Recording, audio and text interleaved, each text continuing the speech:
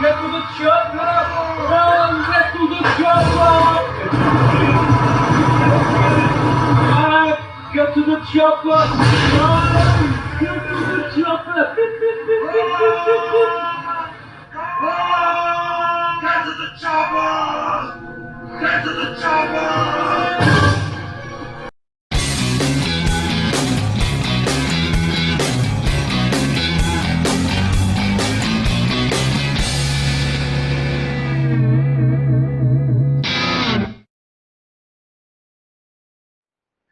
Okay, welcome back to another section of the video. In this part we've got a prop shaft. Now, why have we got a prop shaft on the bench? Well, Tina G's prop shaft, I believe the CV has got excessive play in it and it's clunking, and when you put it in reverse it's making a rubbing sound.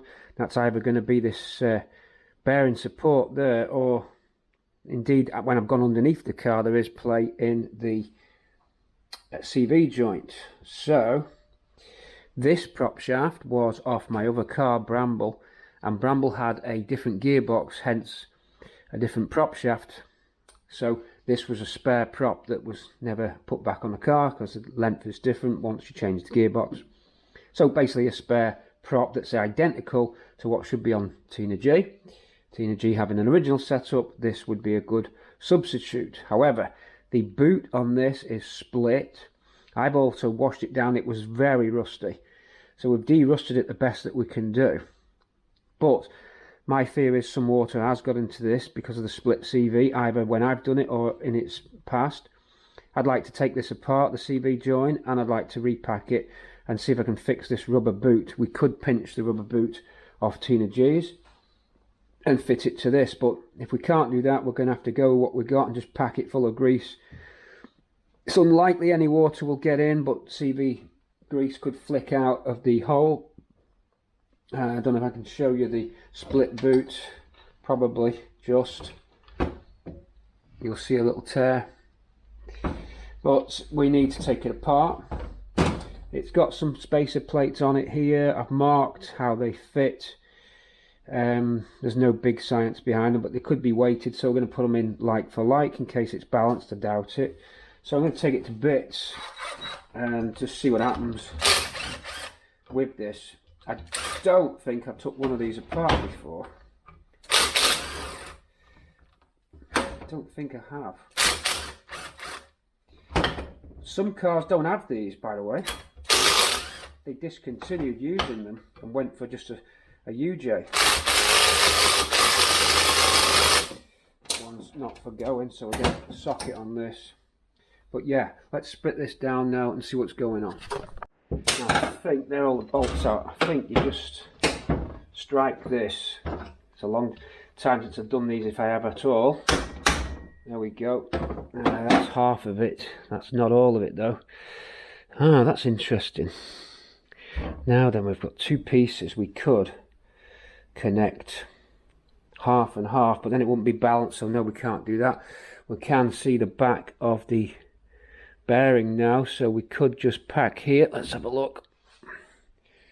Will this go up to your screen? There's the mess. That wants repacking.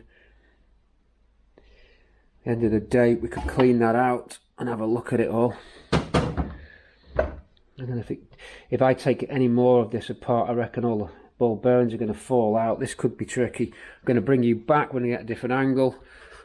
I might go freehand and bring you in close as well so we can see what the hell's going on here. But before I do I need to mark the position relative to the... Have I changed that? I might have to use the camera here. I've not changed that. That needs... That and that need to be matched. Sugar, that's dangerous. I may have to now refer back to my video just in case I mix these up. That needs marking. Both those need marking together. We better do that quick. You can see from the two halves. By the way, I've matched these up now. I've just done a little tiny drill mark. It won't affect the weight. Just to match the two halves together because they're balanced. I made that mistake just then of splitting them before I'd marked both sides. Luckily, I've got film reference, so I knew where they went.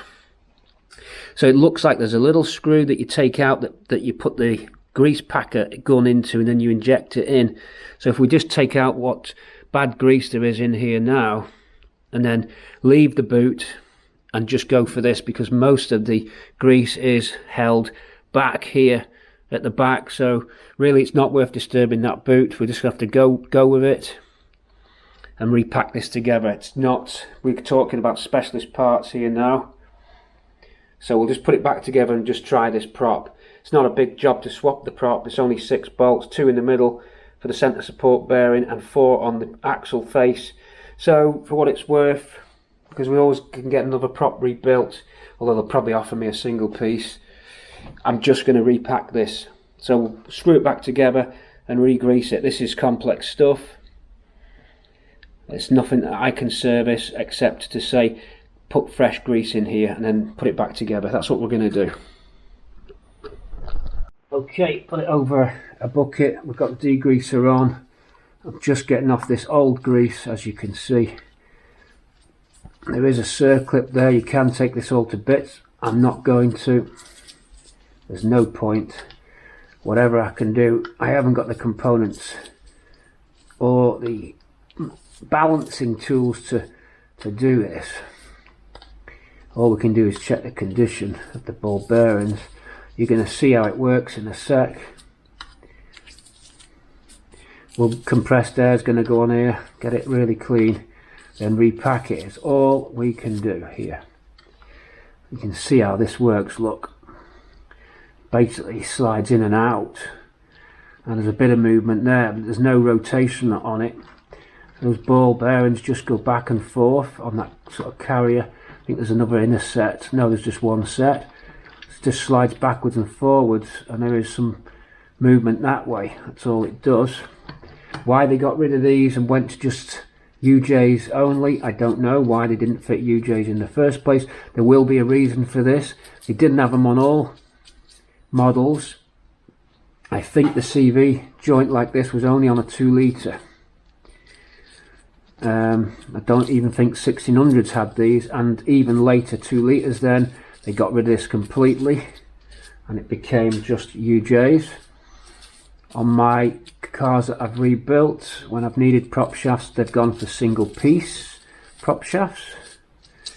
The whole prop shaft setup confuses me. I spoke to the prop shaft people and they said that today's modern single pieces can be as good as a split prop. Why they only use a split prop on 1600s and 2 litres, we don't know. 1100s and 1300s just had single props. I came up with a theory that if you split a prop, you reduce the possibility of whip. I don't know. Someone who specialises in prop shafts, somebody out there will know the reasons why. So you've got, in the early cars, on 2 litres at least, a CV joint like this, which was then replaced on the equivalent car but later model with a split prop with UJs, and this CV was discontinued. So Tina's CV joint has got playing it this way, so I'm wondering if which bit's worn on it. So if I rotate like that, you can see I've got a bit of movement on this one, but not much. So it must be that Tina's D's has developed play in this, probably where in this part, this yoke part, or the carrier there for the ball bearings. I don't know. But you can see how that works. Interesting stuff. Of course, to get that boot off means further strip down. I'm not going to do it. I haven't got a boot and I don't want to pull the other boot off the other prop. I'm going to just, if this doesn't work, I'm going to the prop shaft specialist to get a single piece or this repaired. They may be able to fit a new one of these, I don't know. I might call them actually and ask them in case this doesn't work. We can only refit this and try it and see what happens. As you know, it's got a split in the boot, but I don't think that'll affect it. Most of the grease is packed on this side. I can't see it leaking out of there really over a period of time. It would take a long time. Quite a lot of old grease to get rid of. I'm just slowly breaking it down. So we'll cut to this when the air compressors on. That's going to make a mess. I'm going to have to try and get a cloth round this to catch the flying grease and debris and liquid that's going to come flying off in a minute when the compressed air goes on this. Okay, and we'll put it back together. Then we've got the grease gun so we can repack. I'll do a quick Google on whether or not general purpose grease is okay for this application. See you in a sec, PC.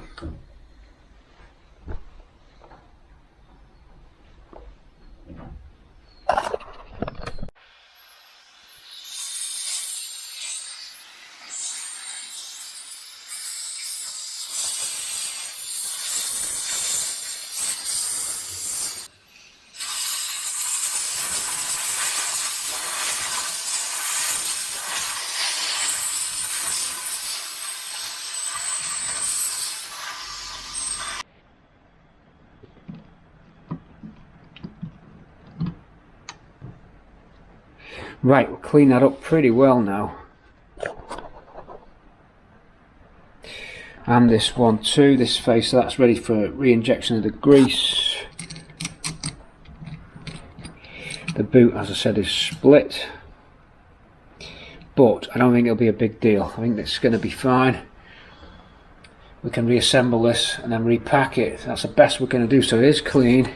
There's no rust in there, there's no water in there, which is what I was concerned about. The ball bearings aren't scored. Seems okay. Let's get you in with the light.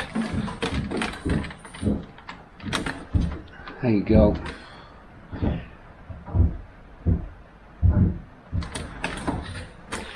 Okay, let's get this back together. So we're going to mark up our holes. I'll drill a little mark on this. There, you can see it to match that one. So the two halves are matched because they're weighted. The whole prop shaft is balanced. I had to refer back to the video to get that because I made the mistake of splitting this before I'd put that mark on it. Okay, you can see from this angle a little bit better how that works. And indeed, you can keep cleaning this if you want. Let me just chop this up for you a little bit and it'll go right in the middle of your screen. I think, you know, we like to get things right in the centre. I think that should be right in the centre of your screen. If I tilt you up, how's that? I know you get these lights at the back which confuse the camera, so you get a kind of backlighting effect. That does me head in. I'm going to turn them off screen for you. Hold on, let me just turn these off.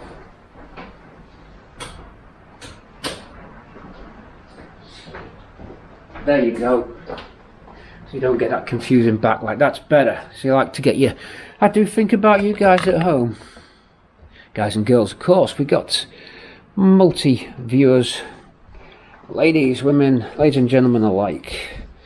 Girls and boys all watching. So yeah, folks at home, not you guys, or whatever you want. Right.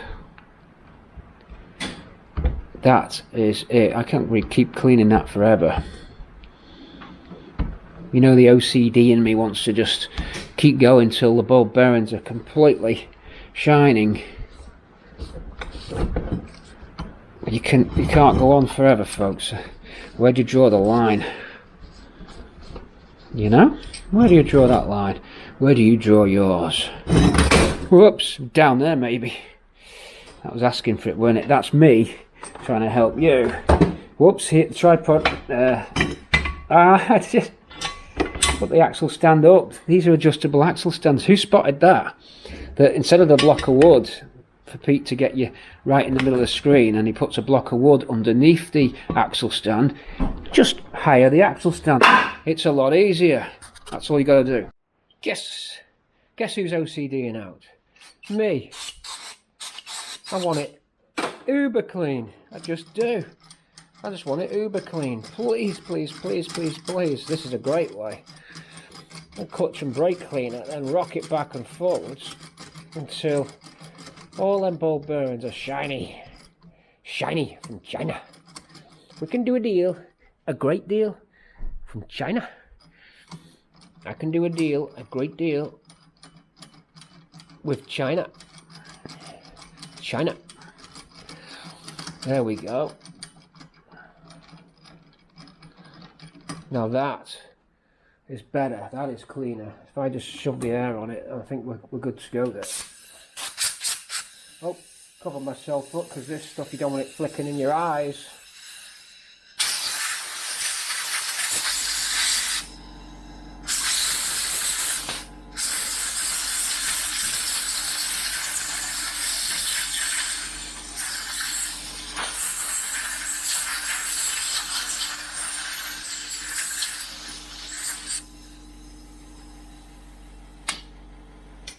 Happier now.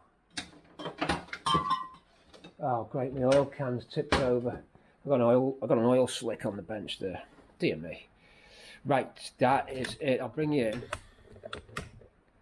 Are you happy there at home? Can you comment in the comments box now on the live chat that Pete, we're happy. Just tell me you're happy that we're clean. Just put it on. OCD satisfied. Anyone else OCDing?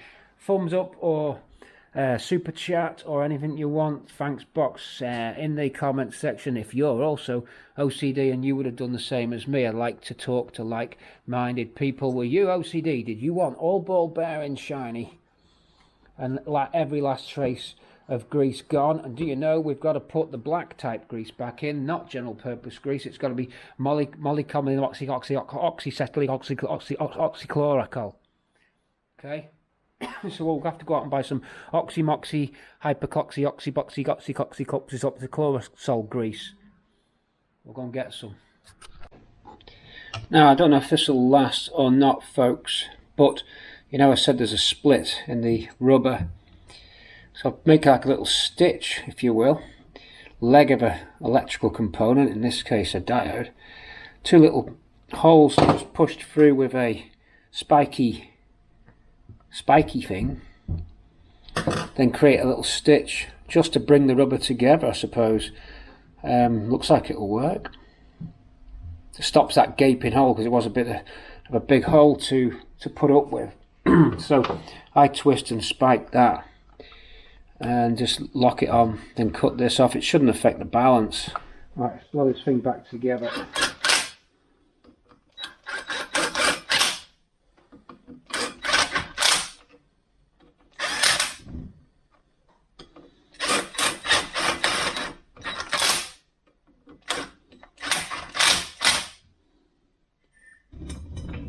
I do know it's in the right place from when I took it apart because I've watched the video back.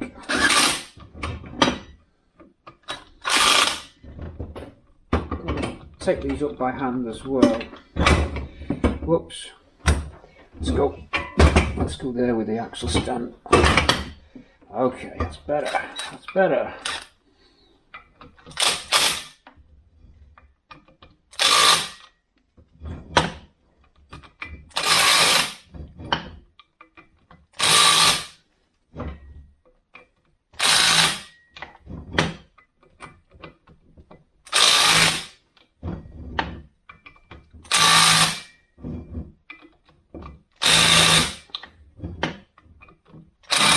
Whoops.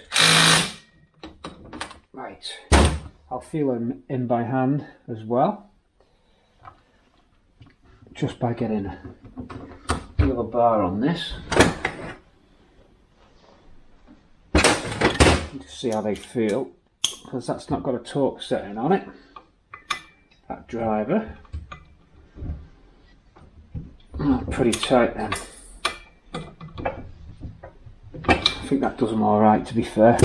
Let's get the grease in. So we've got, is that the same hex head? Yes, it is. Can I get that? Oh, that'll be tight because we've got to lock the... Right, so we're going to get the grease gun into here. We've got the grease coming into your screens now. This should be the black stuff. It is. That's the right stuff. We're going to load that into our grease gun. Take out the general purpose grease. I wonder if this will shock out with the... This is where this might come into its own as well. This might shock out. Is that going to obstruct you? Yes, it is. Hold on. Oh yeah. Hell yeah. I'll save some messing about. Right, we're ready to get grease gun in. The grease filler plug is off. Coming in now for you. You're off the tripod and moving in. B team, move in. We've got some work going on the garage, by the way. That's why you can hear it sounds like a 1,000 pigeons on the roof. I'm going to get our grease gun, which is down here. Let's get it. In we go to the stores. Grease gun then. Lever action grease gun then. Lock, unload. The Uzi 9mm. The Uzi, you sure know your weapons, buddy. Any one of these is ideal for home defense.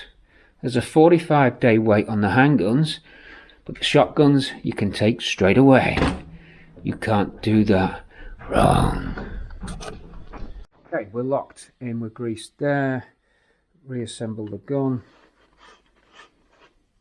I'm going to release the pressure in a sec on this, and then if I do that, that loads it. Then we just got to squeeze this till we get, whoops, oh, I'm making a mess.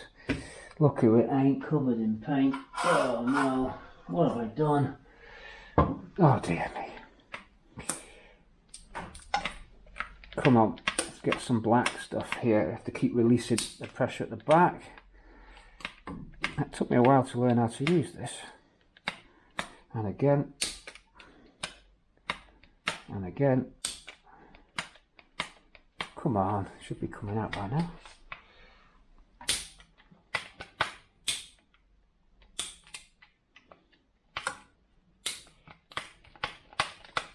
There we go. Rough, we're loaded. That is the grease. Can you see the... Yeah, I think you can. Right, I don't know what to do except put it in and load it up.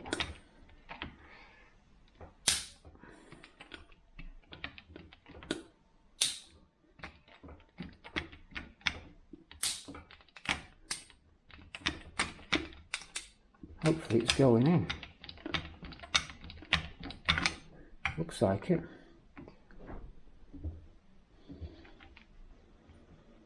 I've never really done this before. Am I out of grease already? I think I am. No, can't be. Don't think so. Well, the handle's all the way in. No, there's still plenty going in.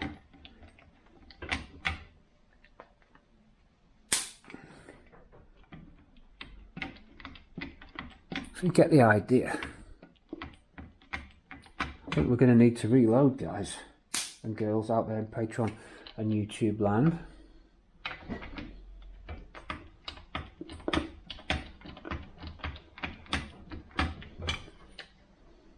I want to see it come out the back of the boot. I really need to see the boot slightly inflate.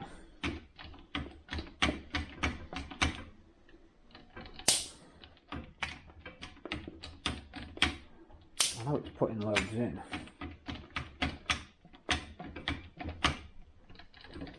That's it, we're maxed out. So I'm going to reload. You get the idea. We're going to keep doing this and then close that up. Grease going in there.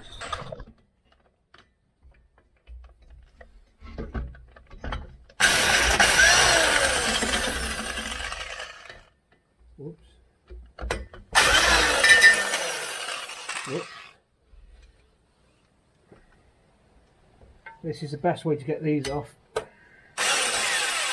But remember to take a little bit off your extender. Whoops.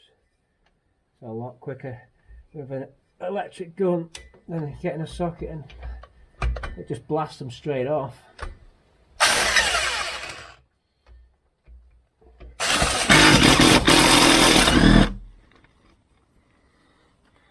So I'll get that on there.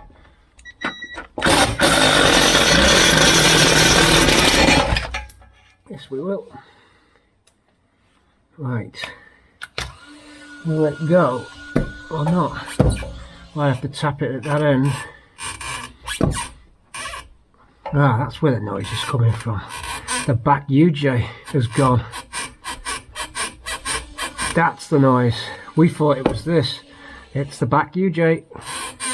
Listen to this, folks. I'll bring you in. This was the problem. Maybe this prop shaft's okay, but it just needs a back UJ. Can you see? I'll put my hands. There we go. There. Wow.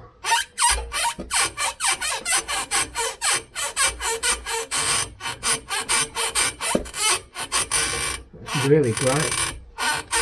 Just talking to myself, Dave. Don't worry. I'm filming, you see. I got the camera on the mag mount. Hey? I got the camera on the mag mount. Oh, are you filming? Aye. What are you talking to? That's the squeaking noise. The back UJ on the prop. The main prop might be okay. The back UJ's gone. I have to twat it with a hammer now to get it off the... We're coming off anyway. That's bad. Okay, folks, we found the fault already. I don't know whether this actually looks good, this centre bearer. Okay, let's investigate. I'm coming out of here. You're flat up against the metal. We'll be back.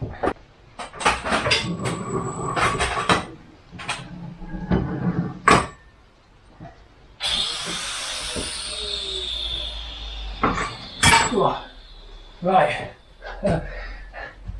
We got ourselves a squeaker. We got ourselves a squeaker at the end here. Looks like it's all seized up on the back of the UJ, but let's just see what the condition of the rest of the prop shaft is like. Is it what we thought? You know what? Yeah, there's play in that. If I go like this now, it's quite a bit of play. We'll have to compare that to what we've just fixed. I don't like that. I don't like that sound. I'll bring it up to you now, straight up to the camera. It doesn't feel as good, but I do like that boot. I wish I had a boot like that. Look at that. But anyway, where's our squeaker? Here it is, right in front of your screen. The things we do for you. What's causing it? It's seized. Oh yeah, that's well gone. Absolutely blitzed. The yoke has gone on the end of this. Absolutely blitzed. That would not have helped matters at all. Okay. So, like for like, what can we do? Let's get the other prop shaft and find out. Okay, a little tip. I've copper slipped the face of this. This UJ is very free. In fact, to be fair, it's a bit too free. But we're going to fit this prop shaft now. The state of the UK weather. This is August. Nice. Okay, state of the weather. This screen's great, by the way. I'm going under. Sorry about the noise outside. I'm having some plastic trim fitted to the garage. I'll show you what I mean. Just for the curious out there, what the hell is going on at the city? We'll put this little trim piece down on the bottom skirt because we've had a new decking there. This is nice. It's not finished yet, but the old decking had rotted. There's the old decking. The new decking goes down. This is a composite deck. Different stuff. A new car's in town as well. Check out our latest. We've gone over to the dark side. Over to the dark side. What's it all about? Well, I'll tell you about that one day. This shouldn't be out in the rain. And there we are up on the ramps. A TE nose bag diversion without any food. But yeah, that touch screen is great. Really is good. Because you don't need a keyboard, you don't need a mouse. Anyway, I'm going underneath here now. We've got work to do. We've got a prop shaft to refit. Let's see if it's better than that one. That's got play and a squeaky UJ. Under we go. It's nice and cozy under here. And I'll slot that in. I just hope them splines fit. Remember they were rusty, but we have derusted them. Let's see what happens. Here we go. I'm right by the camera. right by the camera. Oh well. I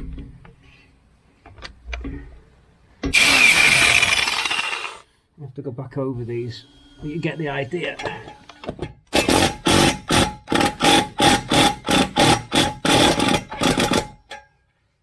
Don't like the look of that one. That one not spinning out.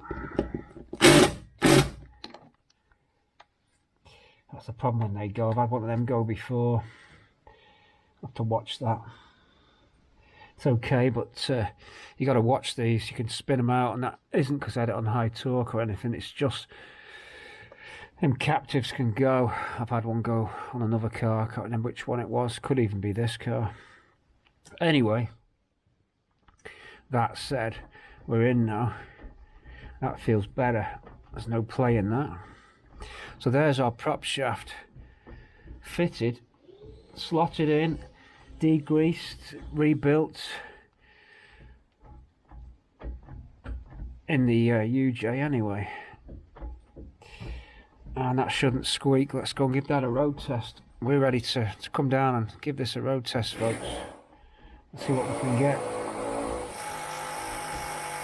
We're good to go.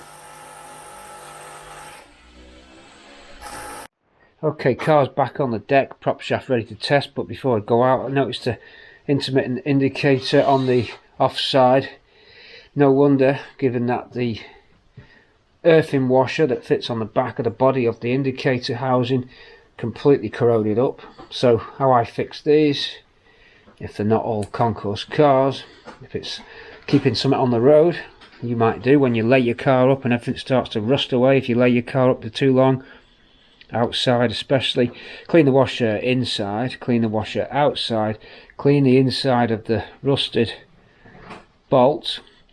Quite often the indicator will not unscrew the nut from the inside of the wing. It'll take it out the body of the actual indicator housing, reason being the nut of course seizes on to the bolt, but you can get grips on there. If your socket doesn't fit, you can undo it, because it's an aluminium housing that doesn't go, so you can unscrew the bolt this way out rather than taking the nut off the shaft.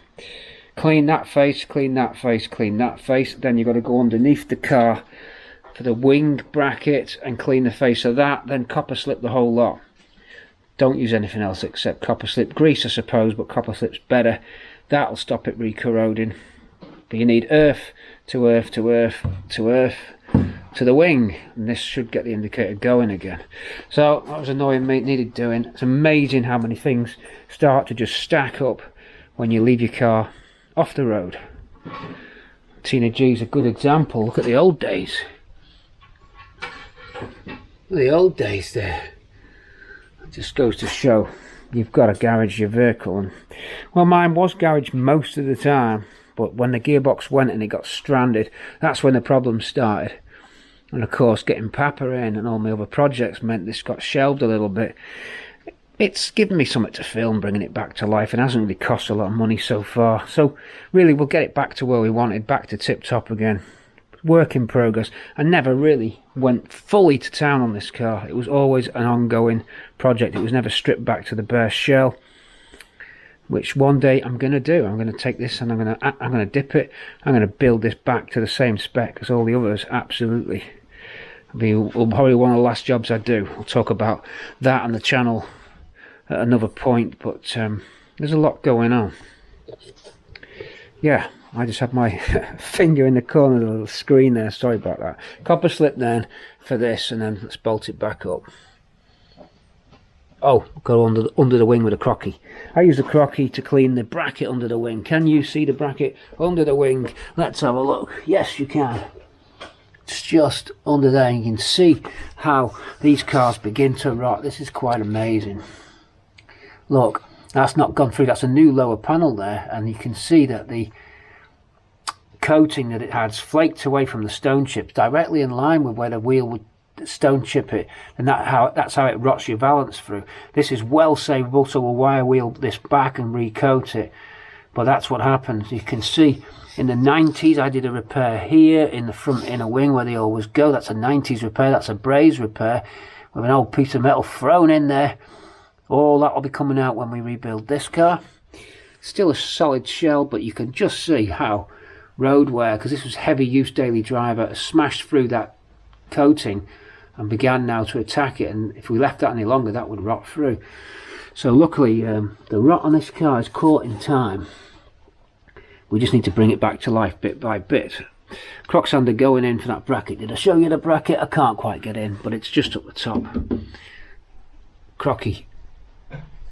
Quick city tip for you: if you want to check if it is the earth that's faulty on your indicator, stick your hazard lights on, or if you've not got hazard lights, your indicator, and then any metal object from, with the cover off the indicator, any metal object from there to there, boom, you're good to go. So that's a quick earth test on your bumper to your aluminium housing. That's a quick test, and guess what? I've just done all the earth connections and it still does not earth, even though I've cleaned the washer, the bolt. I'm actually amazed. I've never known that before. Do you know what I'm starting to think? That that wing isn't earthed. I'm actually starting to think that this wing somehow is not earthed, but it must be. There's no way it can't be. I'm going to do a test on the earth of the wing. That washer must be making contact. I've never had that before. That's amazing. Even when I'm wobbling the bolts and I'm in with me 10 and I'm behind it and I'm going to undo the bolt again. I'm in, woggling the bolt, and normally that would cause sort of intermittent earth and the lamp would at least flash, but I'm not even getting a flash. I'm amazed. Oh, it did then. There you go, it did then. That's bad. That is bad. To not even get just a hint of something. Okay, we'll have to do a bit more cleaning up. Okay, in the case of my indicator, it's actually not the earth on the body. I'm earthing to the bolt. The bolt is not conducting through to the casing, the aluminium casing. So this bolt is not making contact with this body. I've never seen that before. I can't work out how that is. I'm going to go do a meter test on this now. So problem is the skewing bolt is not reaching earth through into the casing, the aluminium casing. Let me just further investigate. Well, there's always a Cortina first on the city, and that with that croc clip cleanly connected to that alley casting, then earth in here, still nothing. So something is amiss in the body of the indicator. Got it now. Combination of things. Inside face of the nut. Whilst the washer was clean, the inside face of the nut that crushes up against the washer wasn't clean enough. Plus the bulb had blown. So two things, we got it in the end. Okay. Indicator back on, then that's that job out of the way. Let's go. Whoops, there goes the screw. Okay. We've not done the live test of the prop shaft yet because I just want to set some stuff up on the engine. You're going to see behind me here we got the Krypton tuning machine ready to go. So all we've got to do now is run ourselves through the usual, let me move this for you, run ourselves through the usual Krypton tests. You know how it works down at the city. Beat C, he puts on the lab coat. Hold on, I'll be right with you. Whoops, there goes the pen. He puts on the lab coat, and now you know it's going to be good times. Today we're sponsored by Pluto Motors.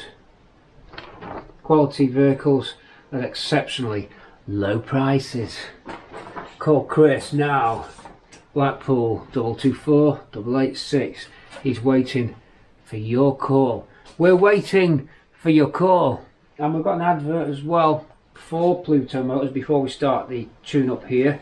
Let me just twist you round. We want you to get a grandstand view.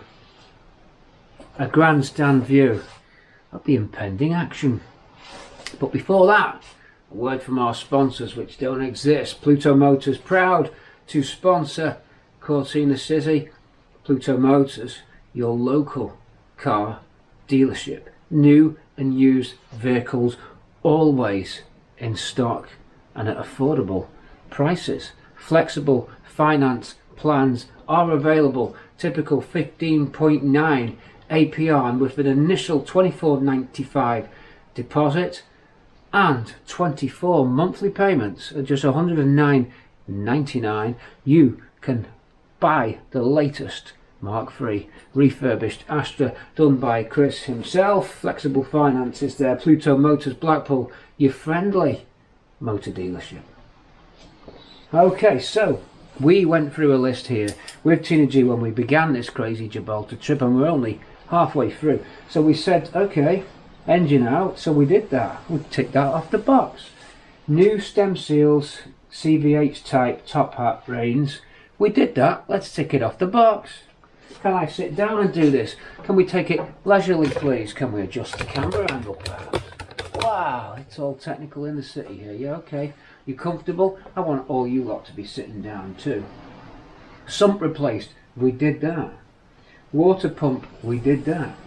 Alternator. Yep. Starter motor. Yep. Oil filter. Spray bar modified. Spray. Everywhere, folks. New torque converter on trans. Flex plate. Cam. Tensioners. Power steering. Fan belt. Crank oil seal. Camshaft seal. Stats. Stat housing. Track lens. New exhaust. Fault issues, alternator lamp not functioning, fixed. Tracking set, no. Timing to set, we're doing that. Transmission oil, change transmission oil, no, not done that. Bleed the brakes, no. Radiator lower hose, yes. Dipstick hits the crank, done. Noisy followers, no. That was tapping, that's done. That was tapping on the spray bar, tapping on the cam. Right, so we've done those jobs for now. If I flick over this sheet here, we get the Krypton checklist sheet, and we fire the engine up in a minute. Krypton's switched on and ready. We're going to be measuring, first of all, our battery voltage at the coil. Although I would like to know, oh, we're on 12.5 volts as we stand. So really, fan belt, air cleaner, battery cables, cooler system, fuel system. Cooler system is good. Battery cables, I don't know. There's a possibility you've got a bad battery cable. Air cleaner was good. Fan belt is done, that's good. Fuel system, not yet. Okay, so it's not got the input for battery, just standing, battery idle. I don't know why it's not on there. 12.5. Okay, battery voltage at the coil. So that's this one. Oh, that is battery voltage. No, that's battery voltage at the coil. Nothing at the moment till we switch the ignition on. So on we go with ignition. I go off the screen. You'll see that rise. The ignition goes on. Immobilizer first, then ignition on. We should have the same because it's a 12 volt coil.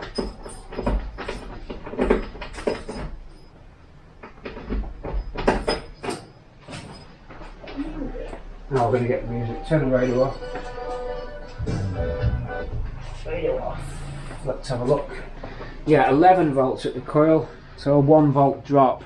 I hope you can see this. Let me wake you up. Let me wake you up. Wake you up. Can you see that? If I hold my hand over there, is that on screen? Just about on screen. We're going to pan you back round. So that's 11 volts. Battery starting volts. Well, that would be back across the battery, then crank the bad boy a pop and see what we get. We'll make sure that there's no tools in the way of any of the items. It'll fire up. Really, we could do with having it on dead.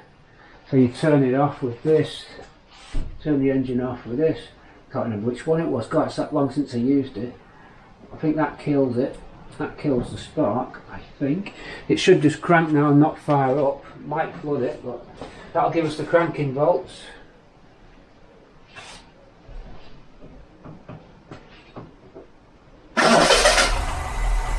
That's not got that fires quick. I don't think we're going to be doing any timing on this. I don't think we're going to be needing to set in the time. That fires fast, especially with that new super duper starter motor that we fitted. Which one kills the engine? I forgot. One of them kills the engine. I'm sure it's that one. It's not wired up properly if it doesn't kill the engine. That should knock the engine out. Anyway, we'll just see. I'm not quite sure. I can't remember which one it is. I'm sure it was that one. It shouldn't have started. Anyway, I shall take off the ping lead just to stop it. As it is connected across the krypton. Right, let me just get them crank bolts, please.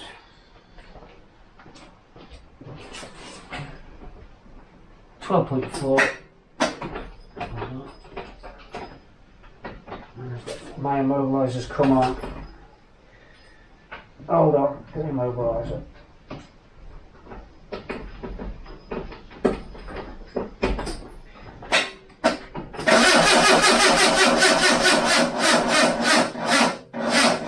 Well, that ain't good because my battery's gone. That's going to mean that battery's knackered. We're going to have to hook up the charger while we do this, which isn't good. That's not good, folks. We shouldn't have a flat battery at all. It shouldn't drop that quick. So that's telling me we need a new battery, definitely. But while we're doing the rest of the tests, well, that battery's gone. I was going to drop test it anyway. We're running out of room quick here as well.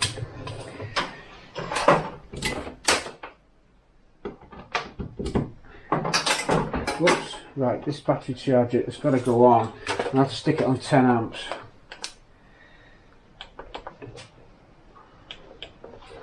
Okay, let me hook up. That battery should not do that. I always had my suspicions that it stood that long. Obviously you'll get a rise across all the indicators now. Drop that onto 12 amps. Right, where was I? So, yeah, you're going to get this rising up now. There it goes. It's not enough to fire us up just yet. Really, our cranking volts is going to be pointless if a battery's knackered. I did have the drop tester here, and this will show us the condition of the battery, but it's flat anyway. I mean, we could put it on and just see what happens. Let's just see. Really, I think you should only do this when the battery's attempted to have a full charge in it. But let me just put it across. I'm sure I've done this already. Goes into the green. Well, just under. Actually is in the red, to be fair. It's actually in the red, so I think it should give you a full deflection right into the green. There could be a cell down on the battery there. I'm sure that I checked that when this came out of storage, this car, but maybe not. If we can get enough power to crank it up, we'll just go for we'll not go for the battery system. Charging system we can check, that's good one. Breaker points, they're electronic, so they're already set on 26 degrees. Coil and condenser, that's not covered. Coil polarity, coil windings, well, that would be 1.5 ohms. HT wiring, that's just checking it. Then we're going to do the spark voltages. We're going to look at the pattern on the screen for an even spark. Then we'll do ignition timing. Carburetor we don't do, and then the power drop test we can do. So really the main one that I'm going to be looking for is the power drop test and the sparking voltages. I'm not going to measure the voltage of the coil, it's brand new, it's going to be 1.5, something like that. The HT wiring, I'm just going to tick it because they're all good. So really the main advantage that I'm going to have is going to be I've got the vacuum connected up, so we'll look at the vacuum, and this is really good for power drop testing when you can drop the cylinder out, and it's great for checking your spark plugs and the condition of your fuel air mixture, and also the valve timing will show up on this. So basically what I'm going to look for is even graph, even peaks of voltage on the screen, just to see that the engine's balanced. I've got the impression that, hold on, I'm off screen, sorry about that. I've got the impression that this engine's running really good. It'd be nice to get the timing light on it and just see how things are. So we're just going to crank up. I'll go through everything and probably won't talk you through it all, but I'm looking for even distribution. I'll be going through a series of tests on the front of the Krypton,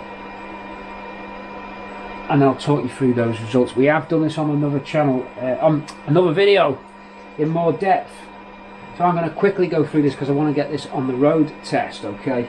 So I'm going to go quickly through this. I'll be making notes and I'll talk about those notes later because it's going to be too noisy, too much going on. But let's do it. Let's do it. Where can I put this? Anywhere? It should fire up now. It should start. No reason why not. So you'll hear a load of noise and we'll just be getting on with it.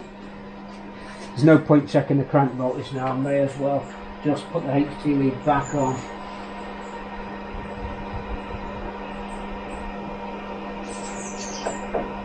Putting the key lead back on because that battery probably is knackered.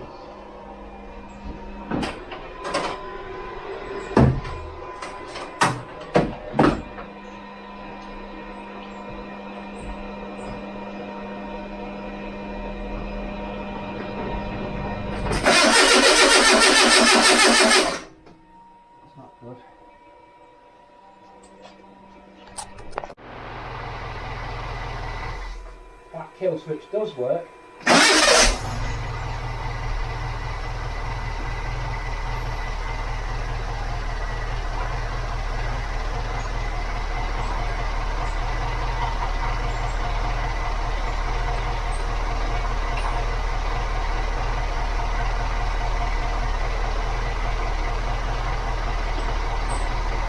Right, this is alternator.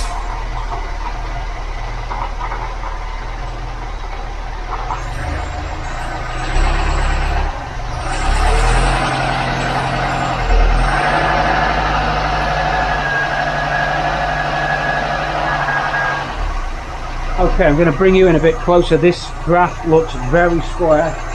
Very nice. Hold on. Okay, that's very nice.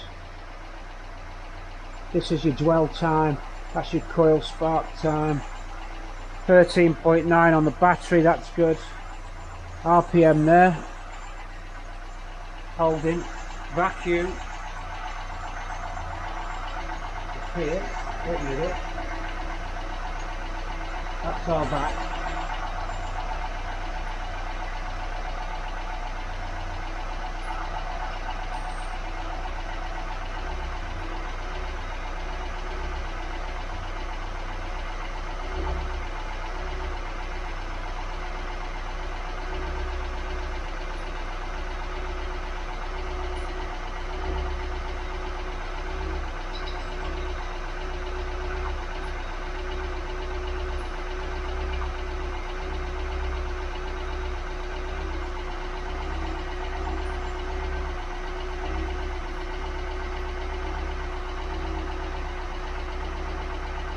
So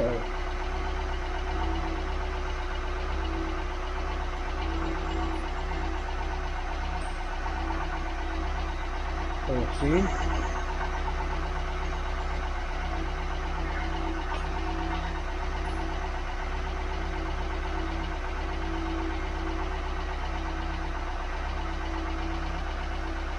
900.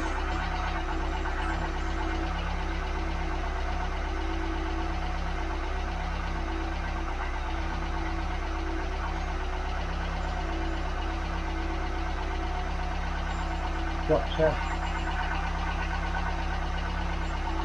Not yet.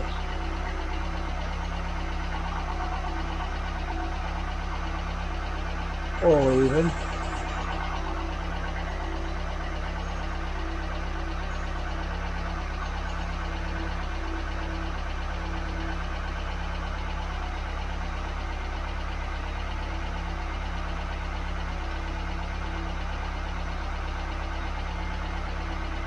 So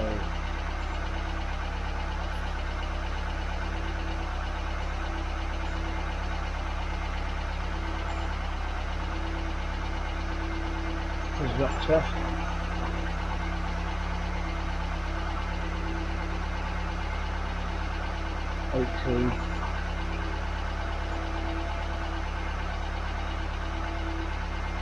So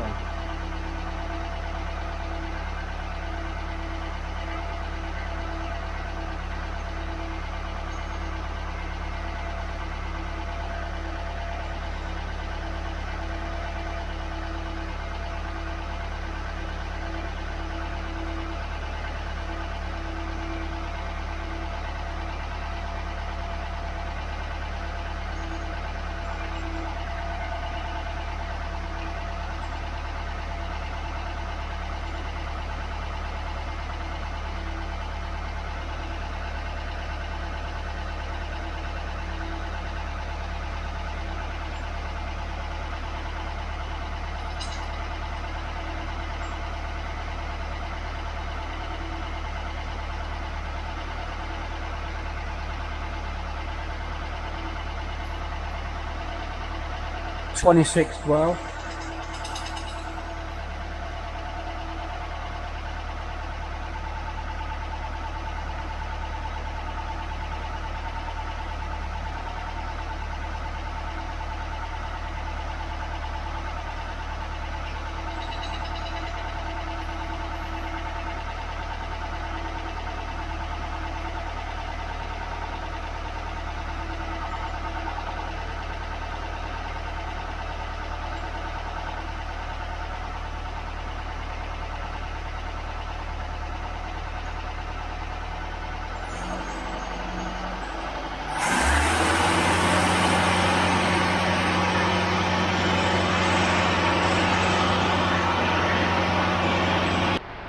Okay, so that's the advance set about 22, 26 on recognition, but it will rise automatically when you rev it.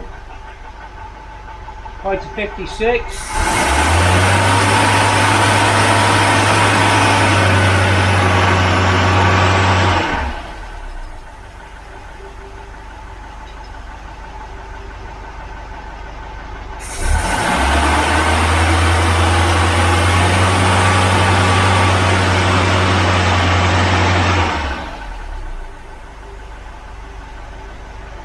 Right, knock out a cylinder at a time now. So number 3 is the odd one out. So a drop, or we'll knock out cylinder 1, gives you a drop of 400.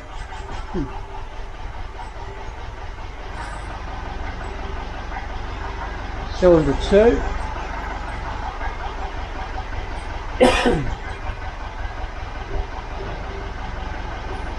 A drop of 200.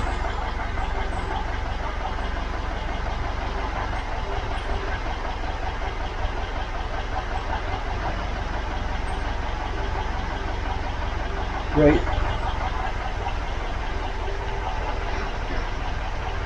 300. 4.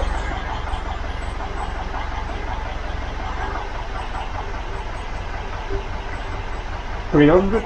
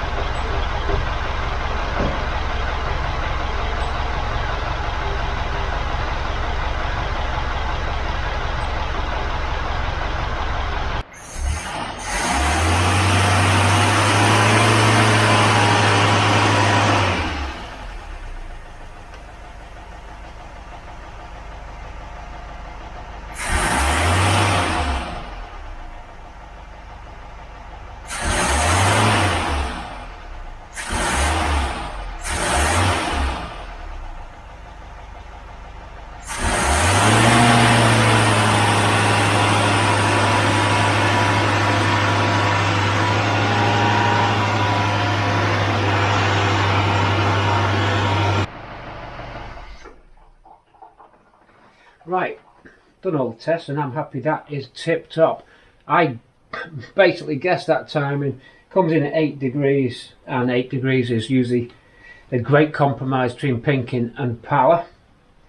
Bear in mind running on high octane fuel. The advance was 51 degrees when I knocked it up to 2500. Air fuel ratio we can't do. Cylinder drop, I had 400 RPM drop on 1, 200 on 2, 300 on 3, 300 on 4, so they're all pretty evenly balanced cylinders there. Everything else came up really good. The vacuum was in the green on there, so vac was good. We had a PCV vac, which you saw with this one. We dropped that came in at 20 centimeters when we connect, 20 centimeters there when we connect to our PCV valves. Good, but you know that because we already did that valve in the previous video. Carburation, air fuel ratio, I can't do that, so cross that out. Coil kilovolts all came in, that was 20k. Lead and rotor kilovolts, we don't do that. On acceleration we had a jump up to 40 kV initial jump.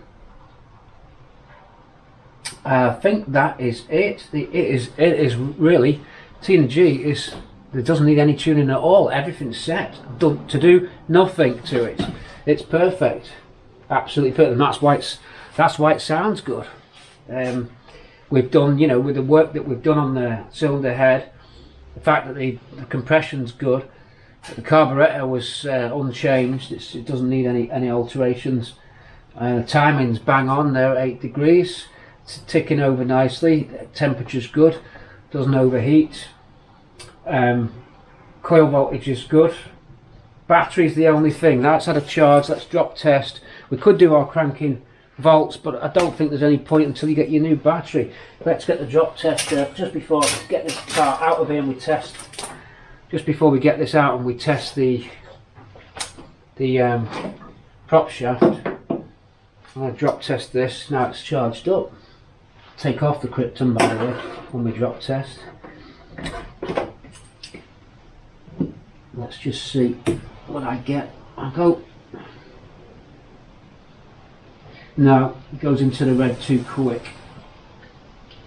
That battery is no good, so we're going to have to get a new battery. It'll last, but it'll work, but as soon as you leave your lights on for more than 10 minutes, I can bet you any money you'll be stranded there. So battery needed as well. Not a surprise considering it was stud. Unhook the Krypton, we're out of here.